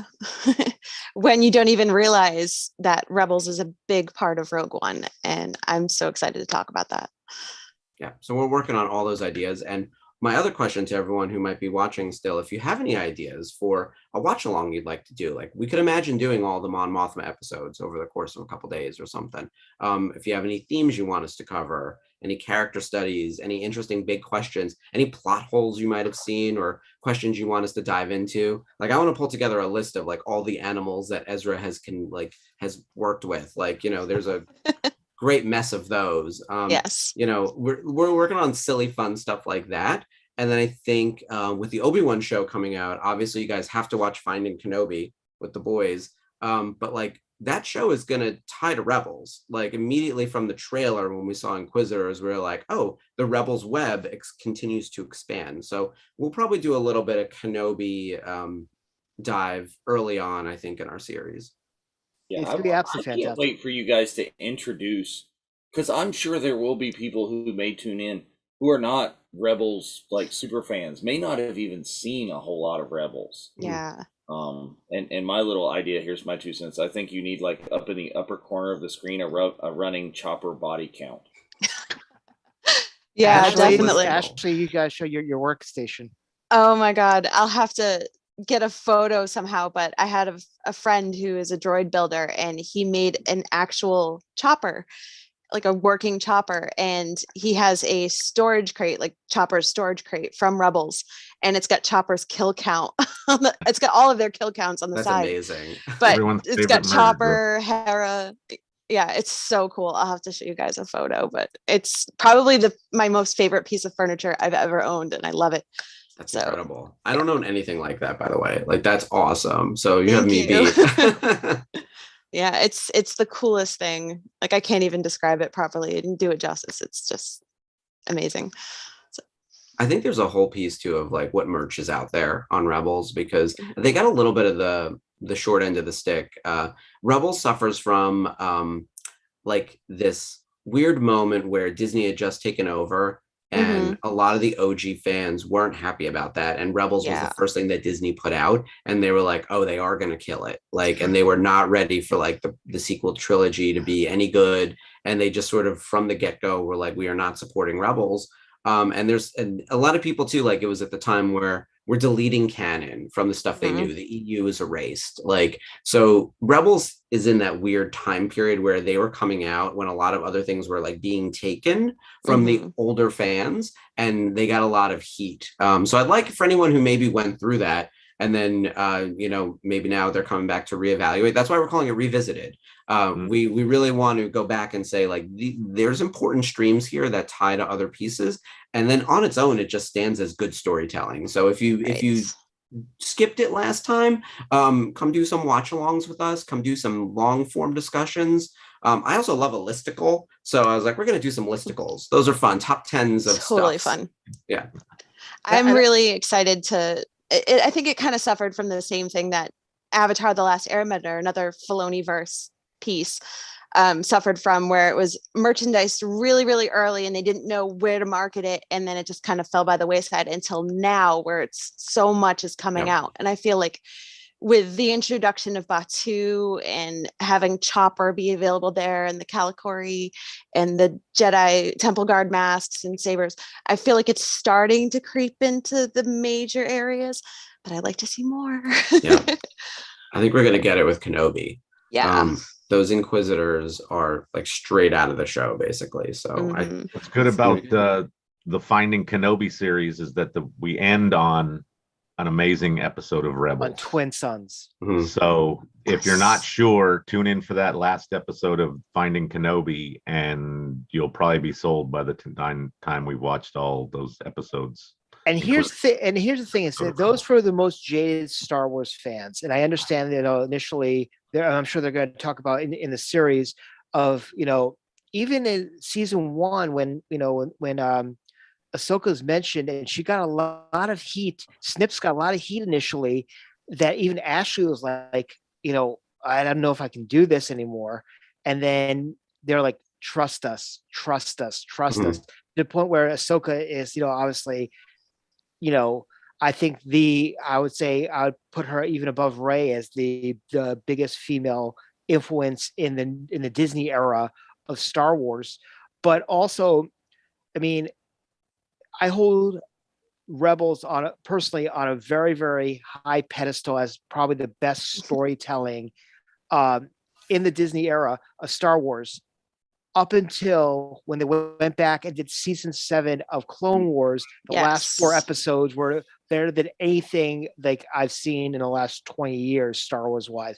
But Rebels like holds like it's still up there. And it took a while. And I feel like, yeah, it took a while. I feel like with Ahsoka, though, again, up until as early as Celebration Chicago, people weren't sure if Ahsoka merchandise was going to sell. Like, I got a lot of like, oh, I don't think anybody really likes Ahsoka, but it was the hardest to find pin. Ashley's Her Universe Tano long sleeve shirt sold out so fast. The Ahsoka prints were selling like crazy. And I think that just kind of kicked the door open for everything else for Ahsoka. And they realized how important she was to Star Wars universe and Star Wars fans. But again, it takes time. And most Star Wars fans are a testy bunch. And we have to, kind of help guide them into it a little bit. And I'm excited about that. No, it's absolutely fantastic. But yeah, so we're looking forward to that as soon as everybody gets back onto, we get back from Celebration. The week after Celebration, we'll come back from Celebration and do like a recap of, all the shenanigans of that past weekend. But we're gonna kick off, our new show the first Monday afterwards, which is gonna be June 6th, right after everybody gets back.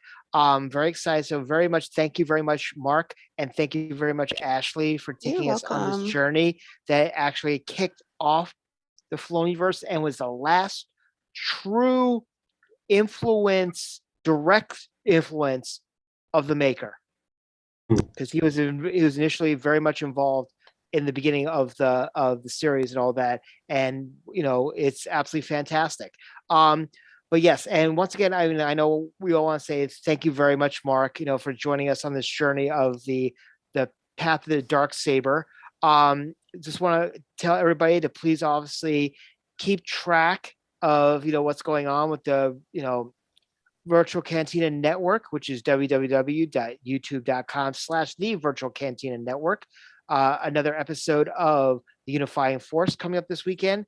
There might be a new shirt that I'm not particularly happy about up on TeePublic right now, involving the Flat Lord of the Sith. Yeah, that little S bag. But yes, so take a look at that. There's a sale on right now, 35% off on TeePublic, I think, for the next couple of hours. But also make sure that if you're coming to Celebration, you want to make sure that you are either at the stop. My ADD is kicking in right now, Dave. I really don't need to see that. Not so Virtual Cantina if you're on Tuesday, but absolutely you want to be at Bunta Eve. Darth Flatness. That's actually pretty damn good, Bryce. I think that's pretty awesome. That's pretty amazing.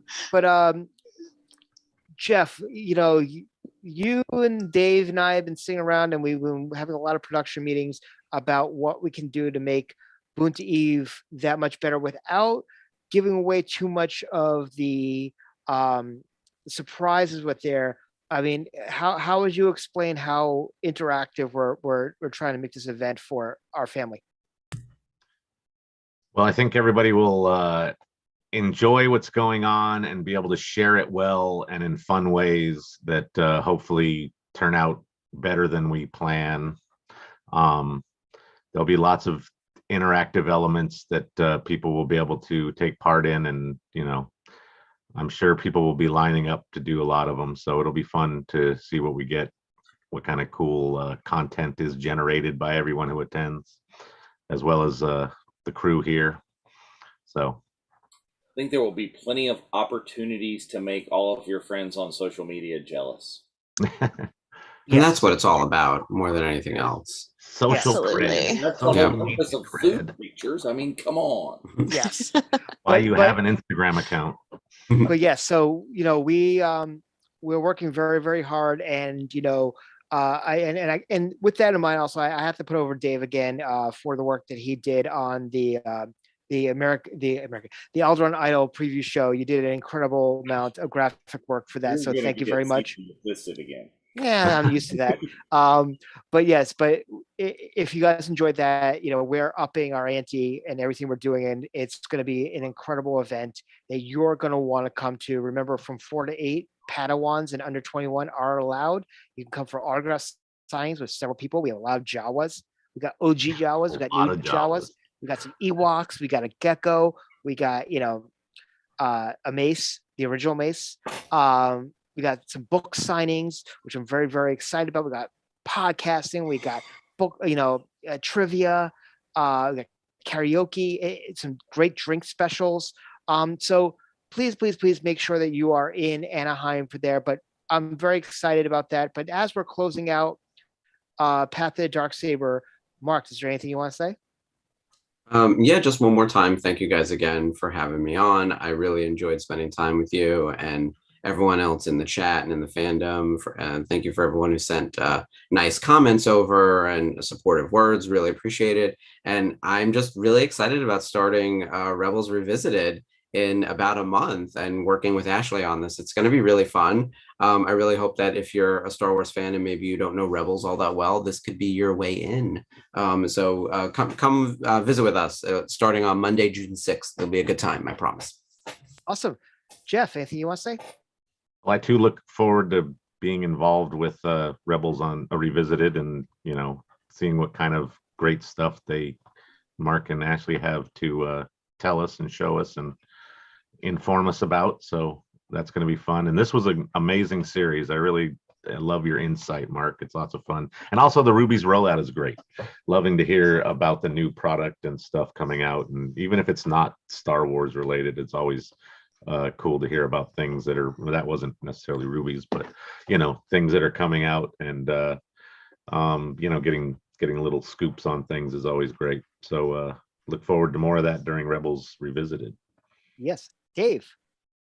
I look forward to not being a major part of the Rebels Revisited, because I won't be sitting here doing the production and pressing all the buttons. I'll be over in the chat making snarky comments and listening intently to the facts that are coming down. That's what we want. Yeah, that's what we want. No, so it's great. We are looking forward to everything that's going to be happening, and please make sure that you are subscribing to the Virtual Cantina Network. Dave, what's that address again? The Virtual Cantina Network is www.youtube.com/the Virtual Cantina Network. Join us there. At last count, we were at 166 plus subscribers, or 1,066 subscribers.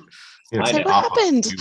No, it didn't. We all left. We love it. 1,066 subscribers. So that's and make it more. Make it more. By the time you're gonna want to subscribe, by the time that Celebration Order 66. Oh, that's where they all went. Oh my god. Took them all out as soon as we hit the 66. Oh, look at there. Mike has posted the link directly in the chat. Thank you, Thanks, Mike. No, so it's absolutely awesome. We are so happy where we're going. And if you guys have ideas for future programming, we have other days that are open. You got ideas? Think of, why not? Mm-hmm. Be careful. If you recommend something, they'll make you do it. Seriously. Yeah. As my boss once said to me, and I said it several times in the last couple of weeks, I know a good idea when I steal it. So there you go. So anyway, ladies and gentlemen, thank you very much for joining us on this. Remember, next week we will be on with Frank Rich for Finding Kenobi as we do another watch along of episode 1, The Phantom Menace. So from Mark, from Dave, from Jeff, from Ashley, I'm Spencer, and we are saying, may the force be with you. May the force be with you. This is the way.